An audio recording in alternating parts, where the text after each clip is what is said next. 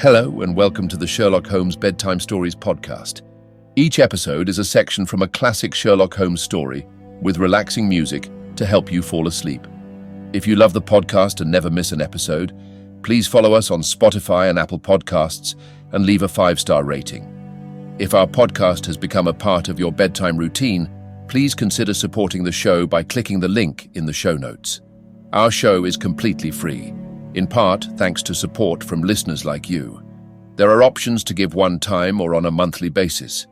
So sleep easier by clicking the Support This Podcast link in the show notes and become a supporter today. And as always, if you're enjoying the pod, please spread the word. Sharing with friends and family really does help. Thank you for joining us this evening.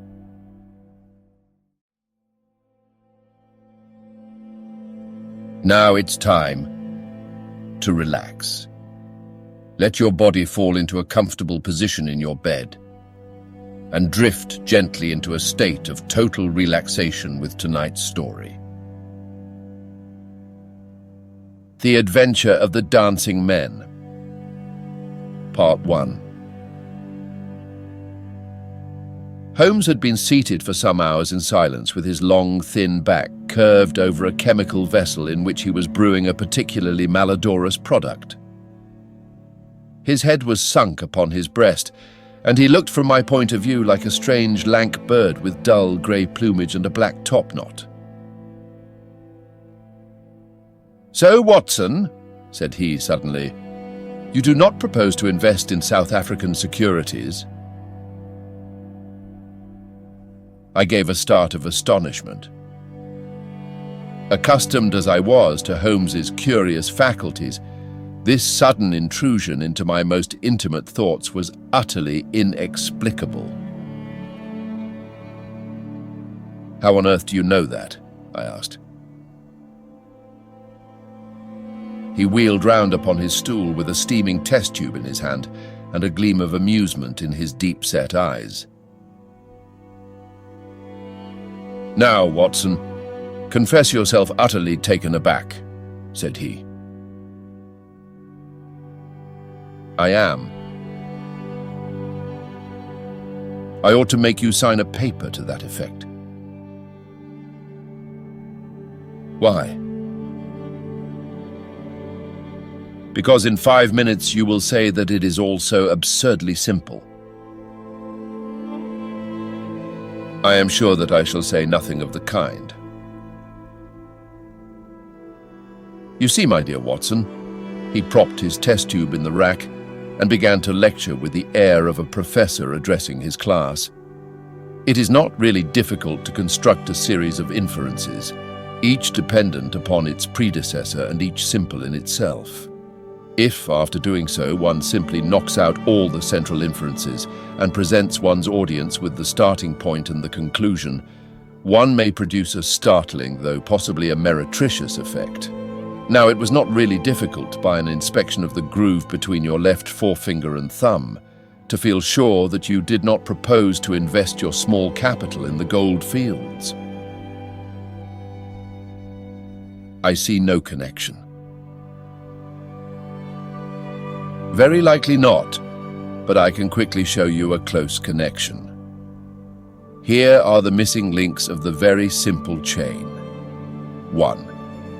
You had chalk between your left finger and thumb when you returned from the club last night. 2. You put chalk there when you play billiards to steady the cue. 3. You never play billiards except with Thurston. 4. You told me 4 weeks ago that Thurston had an option on some South African property which would expire in a month and which he desired you to share with him. 5. Your checkbook is locked in my drawer and you have not asked for the key. 6.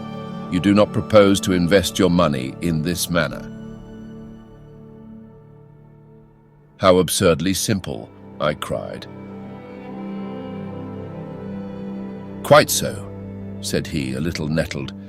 "Every problem becomes very childish when once it is explained to you. Here is an unexplained one. See what you can make of that, friend Watson." He tossed a sheet of paper upon the table and turned once more to his chemical analysis.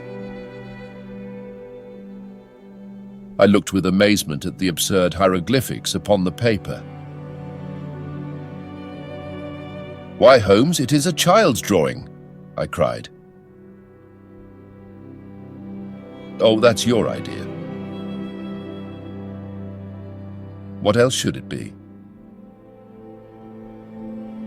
"That is what Mr. Hilton Cubitt of Riding Thorpe Manor, Norfolk, is very anxious to know. This little conundrum came by the first post, and he was to follow by the next train. There's a ring at the bell, Watson. I should not be very much surprised if this were he."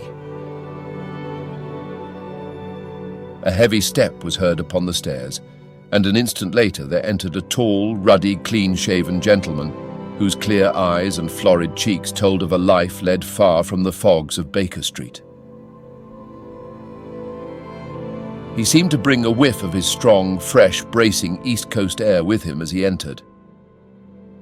Having shaken hands with each of us, he was about to sit down, when his eye rested upon the paper with the curious markings, which I had just examined and left upon the table. "Well, Mr. Holmes, what do you make of these?" he cried. "They told me that you were fond of queer mysteries, and I don't think you can find a queerer one than that. I sent the paper on ahead, so that you might have time to study it before I came." "It is certainly rather a curious production," said Holmes. "At first sight it would appear to be some childish prank. It consists of a number of absurd little figures dancing across the paper upon which they are drawn. Why should you attribute any importance to so grotesque an object?" "I never should, Mr. Holmes. But my wife does. It is frightening her to death. She says nothing, but I can see terror in her eyes. That's why I want to sift the matter to the bottom." Holmes held up the paper so that the sunlight shone full upon it. It was a page torn from a notebook.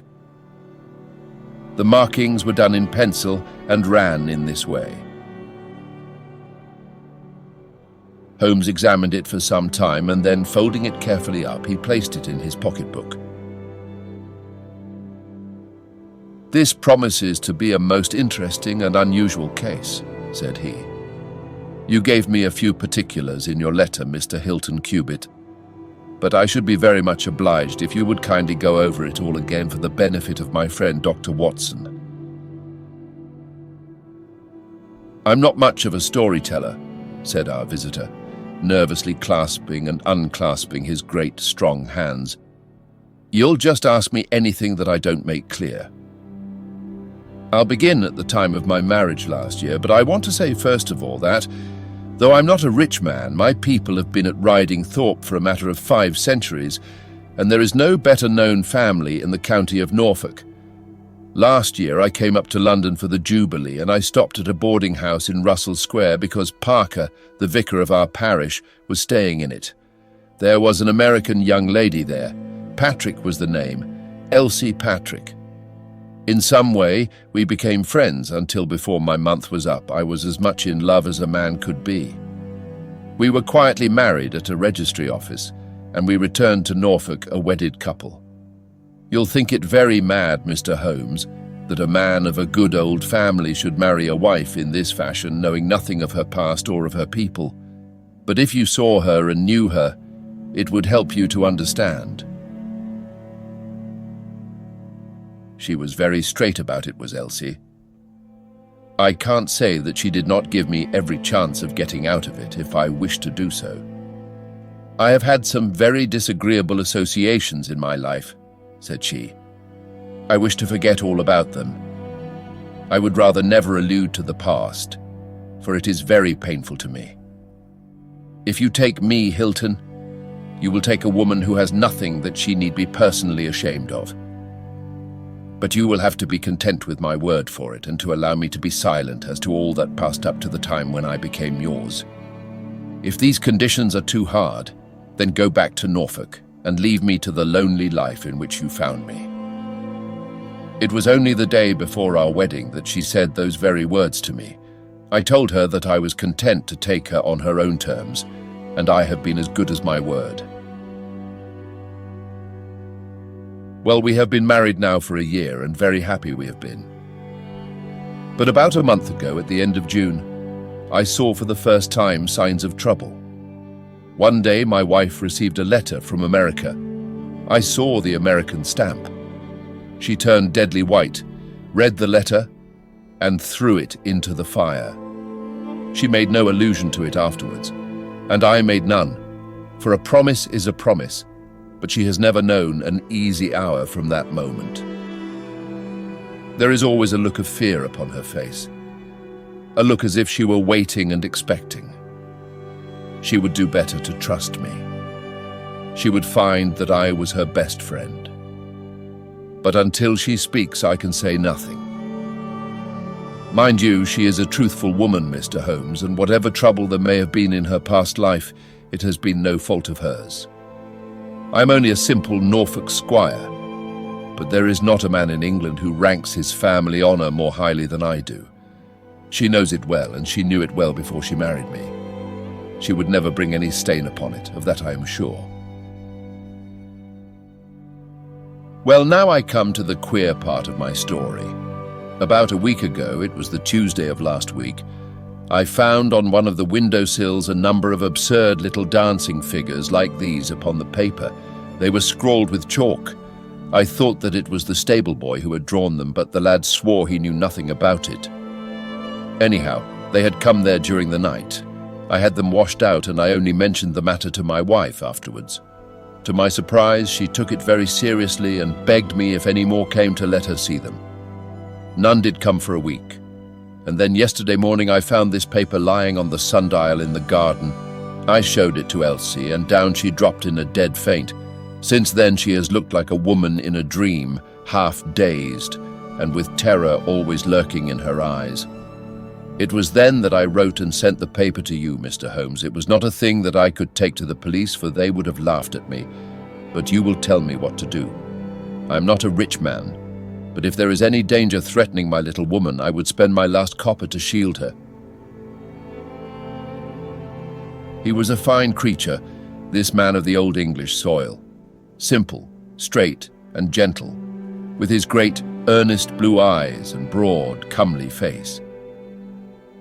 His love for his wife and his trust in her shone in his features. Holmes had listened to his story with the utmost attention, and now he sat for some time in silent thought. "Don't you think, Mr. Cubitt," said he at last, "that your best plan would be to make a direct appeal to your wife and to ask her to share her secret with you?" Hilton Cubitt shook his massive head. "A promise is a promise, Mr. Holmes. If Elsie wished to tell me, she would. If not, it is not for me to force her confidence. But I am justified in taking my own line, and I will. Then I will help you with all my heart. In the first place, have you heard of any strangers being seen in your neighborhood?" "No." "I presume that it is a very quiet place. Any fresh face would cause comment?" "In the immediate neighborhood, yes. But we have several small watering places not very far away, and the farmers take in lodgers. These hieroglyphics have evidently a meaning. If it is a purely arbitrary one, it may be impossible for us to solve it. If, on the other hand, it is systematic, I have no doubt that we shall get to the bottom of it. But this particular sample is so short that I can do nothing, and the facts which you have brought me are so indefinite that we have no basis for an investigation. I would suggest that you return to Norfolk, that you keep a keen lookout, and that you take an exact copy of any fresh dancing men which may appear. It is 1,000 pities that we have not a reproduction of those which were done in chalk upon the windowsill. Make a discreet inquiry also as to any strangers in the neighborhood, When you have collected some fresh evidence, come to me again. That is the best advice which I can give you, Mr. Hilton Cubitt. If there are any pressing fresh developments, I shall be always ready to run down and see you in your Norfolk home. The interview left Sherlock Holmes very thoughtful, and several times in the next few days I saw him take his slip of paper from his notebook and look long and earnestly at the curious figures inscribed upon it. He made no allusion to the affair, however, until one afternoon a fortnight or so later. I was going out when he called me back. "You had better stay here, Watson." "Why?" "Because I had a wire from Hilton Cubitt this morning. You remember Hilton Cubitt of the Dancing Men? He was to reach Liverpool Street at 1:20. He may be here at any moment. I gather from his wire that there have been some new incidents of importance." We had not long to wait, for our Norfolk squire came straight from the station as fast as a hansom could bring him. He was looking worried and depressed, with tired eyes and a lined forehead. "It's getting on my nerves, this business, Mr. Holmes," said he, as he sank, like a wearied man, into an armchair. "It's bad enough to feel that you are surrounded by unseen, unknown folk who have some kind of design upon you, but when in addition to that you know that it is just killing your wife by inches, then it becomes as much as flesh and blood can endure. She's wearing away under it, just wearing away before my eyes." "Has she said anything yet?" "No, Mr. Holmes, she has not. And yet there have been times when the poor girl has wanted to speak, and yet could not quite bring herself to take the plunge. I have tried to help her, but I dare say I did it clumsily and scared her from it.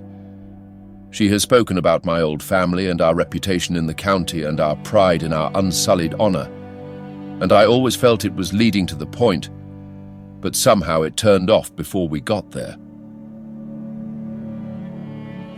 "But you have found out something for yourself?" "A good deal, Mr. Holmes. I have several fresh dancing men pictures for you to examine, and what is more important, I have seen the fellow." "What, the man who draws them?"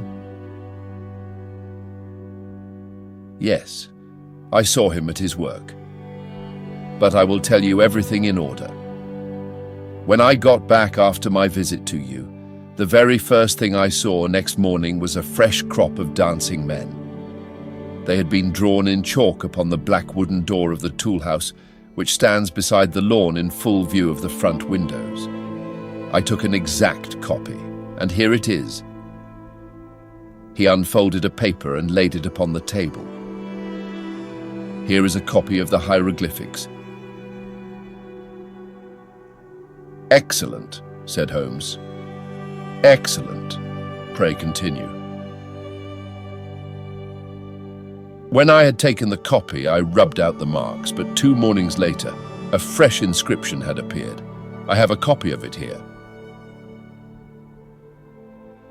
Holmes rubbed his hands and chuckled with delight. "Our material is rapidly accumulating," said he. 3 days later, a message was left scrawled upon paper and placed under a pebble upon the sundial. Here it is.